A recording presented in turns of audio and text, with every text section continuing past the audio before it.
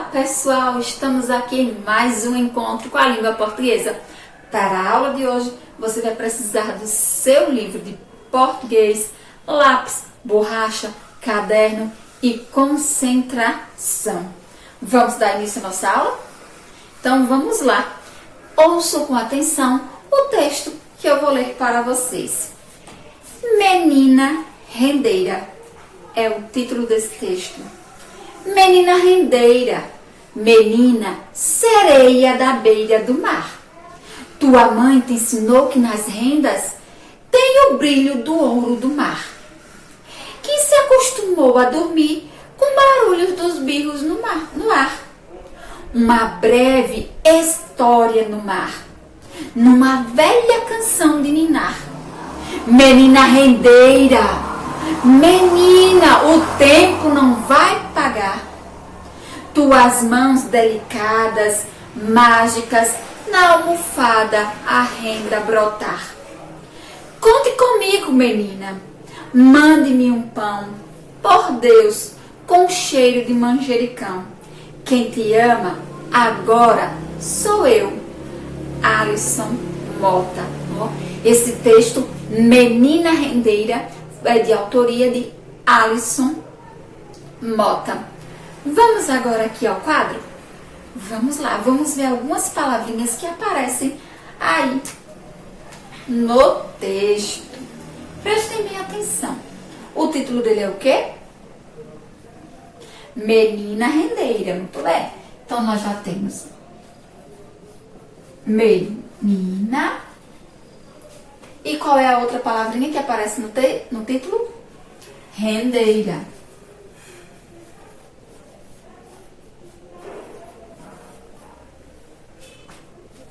Agora, o que é rendeira? Quem sabe? Isso mesmo, é a pessoa que faz renda, que produz renda. Muito bem. Rendeira é o nome que a gente atribui à pessoa que produz renda, que faz renda. A palavra menina, ela começa com que letra? M, muito bem, letra M. E rendeira, começa com que letra? R, muito bem. Agora, menina e rendeira terminam com qual vogal? A, muito bem, aqui ó, vogal A, as duas palavrinhas terminam. Quais são as vogais que nós encontramos na palavra menina? É, muito bem, I, muito bem, e A. E na palavra rendeira, quais são as vogais?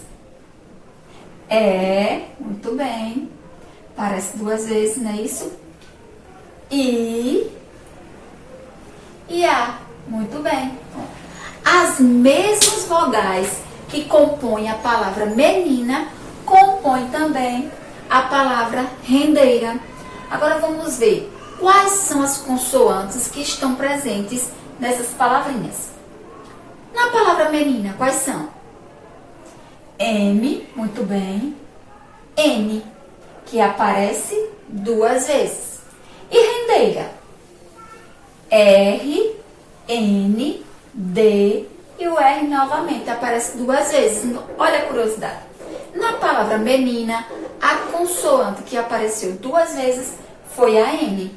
Já na palavra rendeira, quem apareceu duas vezes foi a consoante R. E aqui ela veio com dois sons. O som do R forte, aqui no início da palavra, que é aquele sonzinho que vem daqui, ó. Rem. A gente sente que a vibração é daqui, ó. Rendeira.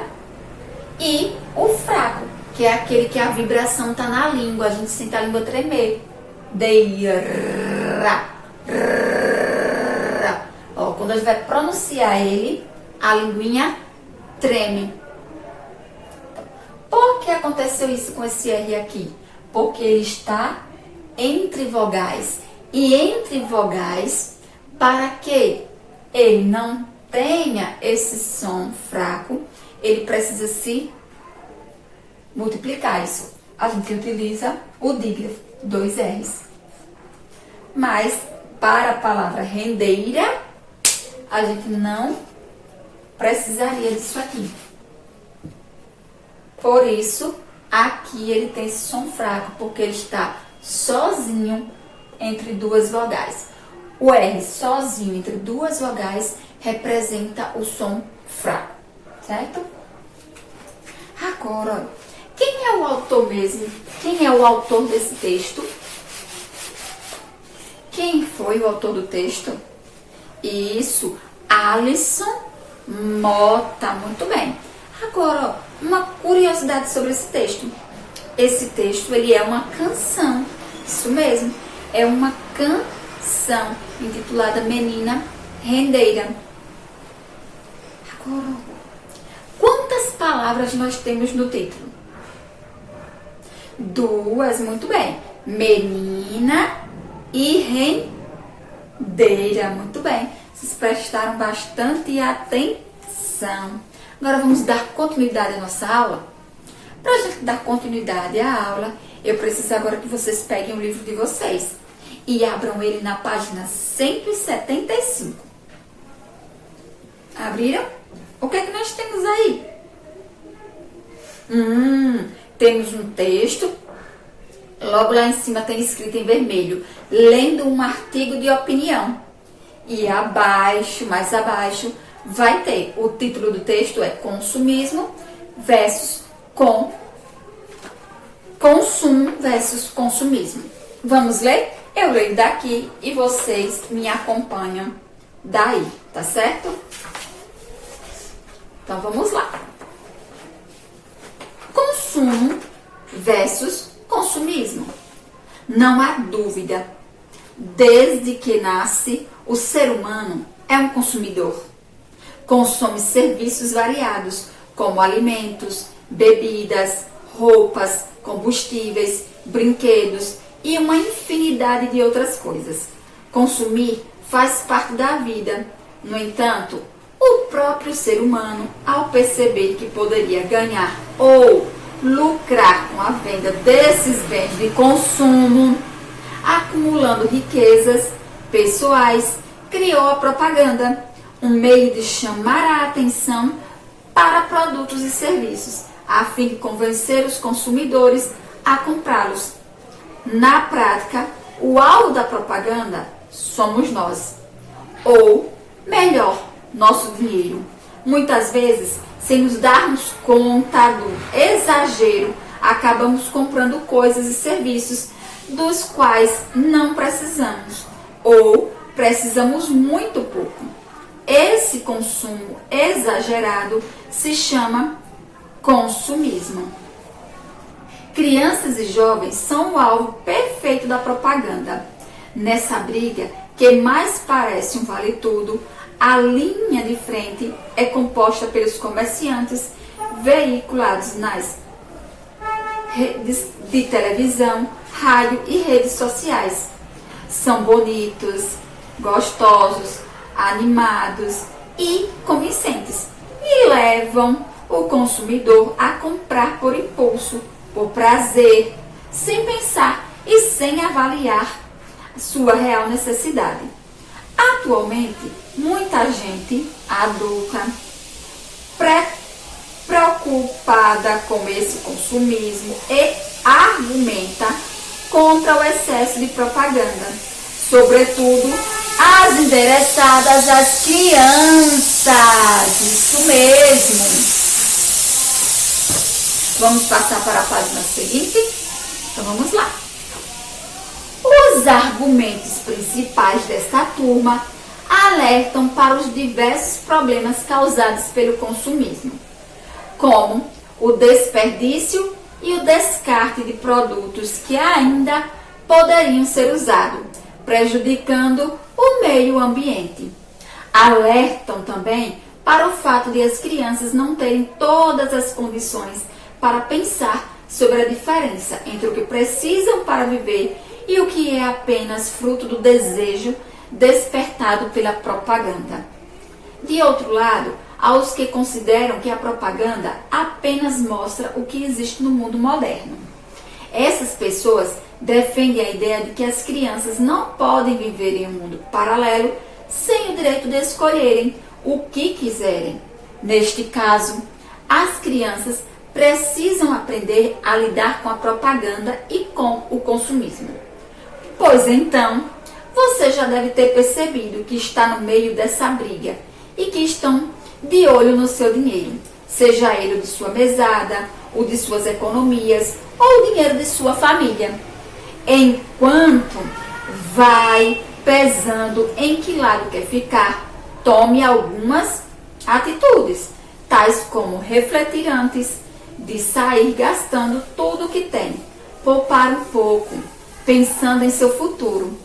Lembre-se de que propaganda bonita, gostosa, engraçada, não precisa ser obedecida prontamente. E, por fim, respeitar os argumentos de quem cuida do dinheiro e do orçamento de sua família. Certamente, caro leitor, ao pensar sobre o assunto e tomar suas decisões, você estará se preparando para ser um consumidor consciente. Esse artigo de opinião que nós lemos, ele foi publicado no site do escritor e professor paulista Edson Gabriel Garcia. Ele escreve coisas para crianças, para adolescentes, e ele já tem dezenas de livros publicados. Isso mesmo, é um grande autor e entendedor do assunto. Vamos agora conversar um pouco sobre esse texto? Então vamos lá. Qual é mesmo o assunto principal desse artigo aí? Nós vimos lá em cima que esse texto, ele se enquadra no gênero artigo de opinião. Mas qual é o principal assunto dele? Isso mesmo, o consumo e o consumismo. Muito bem. E ele faz a gente refletir sobre o quê? Como a gente é levado a comprar coisas de forma exagerada, sem necessidade, só por propagandas. Isso mesmo, a propaganda chama a atenção dos nossos olhos, aguça o nosso desejo e a gente acaba comprando coisas sem necessidade. A gente compra um celular hoje, aí amanhã começa a propaganda de um celular mais potente, consegue fazer mais coisas. A gente não tem necessidade daquilo, porque o que a gente comprou ontem está satisfazendo todas as nossas necessidades. Mas a propaganda é tão grande, que começa a chamar a nossa atenção e aí vai aguçando o nosso desejo e a gente acaba comprando sem ter necessidade daquele produto naquele momento. Então, é isso que ele chama de consumismo. É você ir sendo levado pela mídia, pela propaganda e vai comprando, de certa forma exagerada. Agora, o que é um artigo de opinião? A gente viu que esse gênero ele se enquadra em artigo. É artigo de opinião. Isso mesmo, olha lá. Artigo de opinião.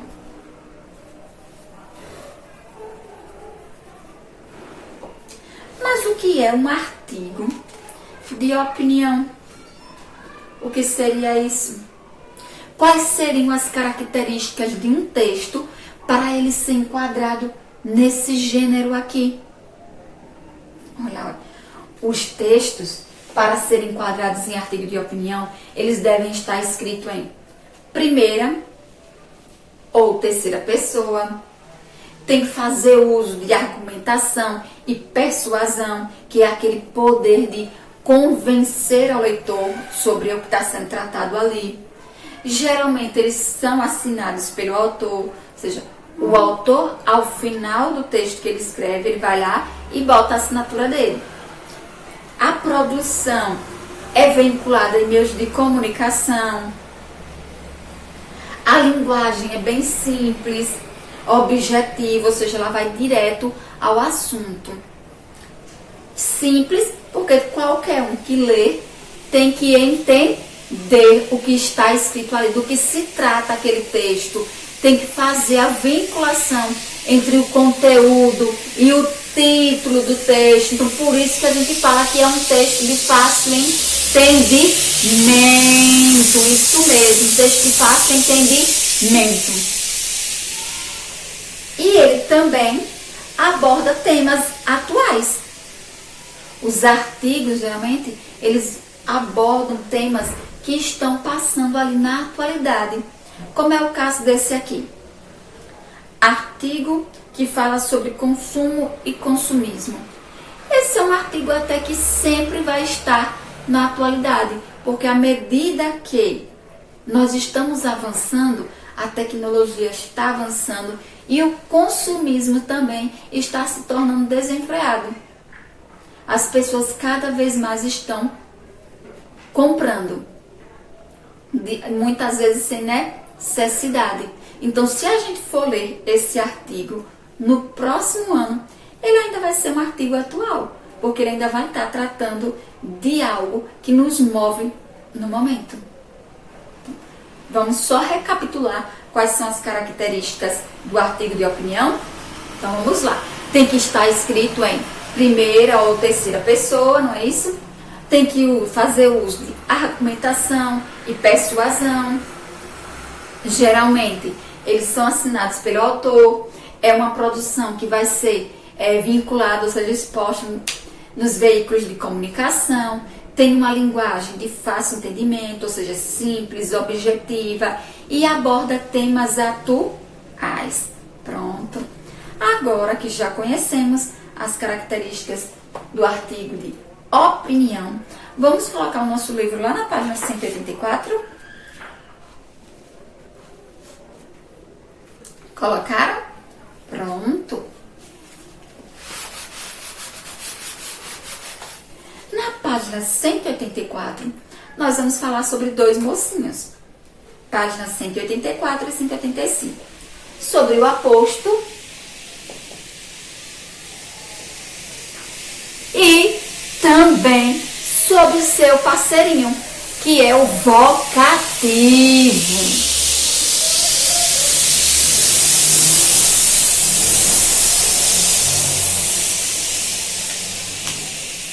Olha lá. Aposto e vocativo. Mas o que é isso?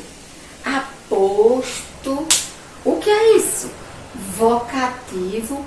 Aposto. Será que está relacionado com posto de gasolina? Posto médico? E vocativo. Será que está relacionado com o quê? Bom, vamos descobrir agora. Vamos falar primeiro sobre o aposto. O aposto é aquela palavrinha ou expressão que está lá na oração. Quando você está construindo uma frase, você está fazendo uma expressão lá. A palavrinha que vai estar lá, ou a expressão que vai estar explicando quem é o sujeito, ou se relaciona a um termo anterior, explica um termo anterior da oração, é ela que nós vamos chamar de aposto. Como assim? Vejam só. Vamos ver o exemplo. Foram eles, vírgula, os meninos,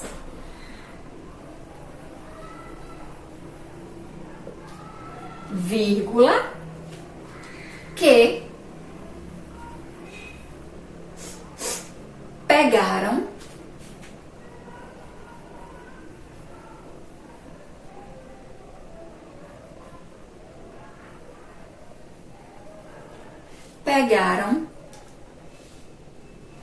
a bola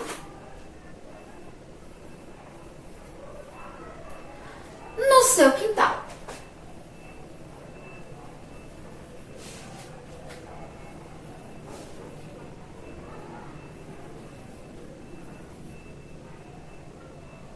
Ponto. Olha lá. Foram eles, os meninos, que pegaram a bola no seu quintal. Prestaram atenção na frase? Então agora vamos descobrir o que é o aposto aqui. O aposto vai ser essa partezinha aqui, ó. Os meninos. Estão vendo? Ele vem entre parênteses, ou entre vírgulas, desculpem. Tem uma vírgula aqui, coloquei ele e outra vírgula aqui. E ele vem mostrar pra gente quem é o sujeito. Ele explica. Vem explicar quem é o sujeito. Olha. Foram eles. Eles quem? Se a frase fosse apenas foram eles que pegaram a bola no seu quintal, eu não saberia eles quem. A explicação veio logo em seguida. Foram eles, vírgula, os meninos, vírgula, que pegaram a bola no seu quintal. Então, esta partezinha aqui da frase vem explicar quem é esse sujeito aqui. Então, a essa explicaçãozinha, nós damos o nome de aposto. Certo? Olá. A esta explicaçãozinha aqui, ó, nós damos o nome de aposto.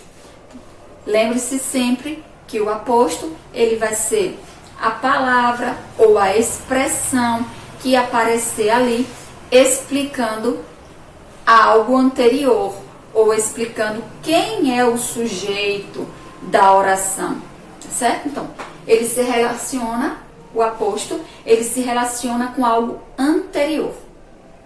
Está relacionado com algo anterior a ele. Aqui, ó, que vem antes. Antes. Eles quem? Os meninos. O aposto é o termo que explica quem é o sujeito da oração ou explica alguma coisa que tenha vindo anteriormente. Vamos agora ver então quem é esse danadinho desse vocativo. Então vamos lá. E o vocativo? Quem é que vai ser esse vocativo? Oh, vocativo vem de evocar. É a palavrinha ou termo que a gente usa para, que é usado pelo falante. Falante é a pessoa que fala. Para se dirigir ao interlocutor, que é a pessoa com quem se está falando. O falante é aquele que fala. O interlocutor é a pessoa que participa daquela conversação. Por meio do próprio, para se dirigir ao interlocutor, por meio do próprio nome, fazendo uso de um substantivo, de um adjetivo, ou até mesmo de um apelido. Olha lá.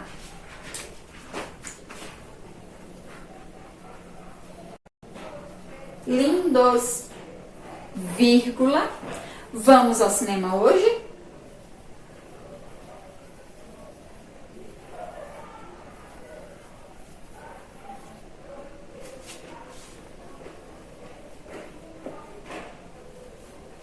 Olha lá. Temos aqui uma frase que exemplifica o que vem a ser o vocativo. Lindos, vamos ao cinema hoje? Onde é que está aqui o meu vocativo? Está aqui, ó.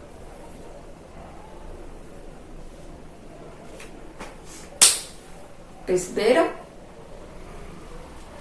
A palavrinha que eu utilizei para fazer referência a quem eu estava me dirigindo. Lindos, vamos ao cinema hoje? Eu poderia ter dito aqui também. Meninos, vamos ao cinema hoje? Mas eu preferi utilizar uma outra palavrinha. Utilizei lindos, vamos ao cinema hoje. E lembre-se sempre que está sempre separado ó, por vírgula. Assim como o aposto, ele vem entre vírgulas, ele aqui também está separado, tá certo? São separados sempre, então, o aposto e o vocativo. Eles estão presentes lá, mas sempre separados por sinais de pontuação. Mas sinais que estabelecem uma relação ali na frase, tá certo? Nos exemplos que nós utilizamos aqui hoje, o sinal utilizado foi a vírgula. Entenderam o que é o aposto e o vocativo? O aposto, ele explica o que vem antes a ele. Faz referência ao que veio antes. O vocativo, a gente utiliza, é a palavrinha que a gente utiliza para se dirigir ao interlocutor, ou seja, a pessoa para quem a gente está falando. Aqui eu posso estar me dirigindo para vocês. Lindos! Vamos ao cinema hoje? Então, só vocês lembrarem sempre. Aposto está explicando o que está vindo antes. Vocativo é a palavrinha que eu vou utilizar para quem eu estou me dirigindo. Certo? Agora vamos ver o que vocês vão fazer de exercícios em casa para treinar tudo que nós vimos hoje. Páginas 178 e 179, vocês estarão trabalhando com o textinho que nós lemos sobre artigo de opinião. E página 186, vocês estarão aí em casa estudando e trabalhando um pouco mais o que é o aposto e o vocativo que nós descobrimos aqui, iniciados na página 184 e 185, tá certo? Então, esse nosso encontro virtual vai ficar por aqui, mas eu aguardo vocês no próximo. Beijos!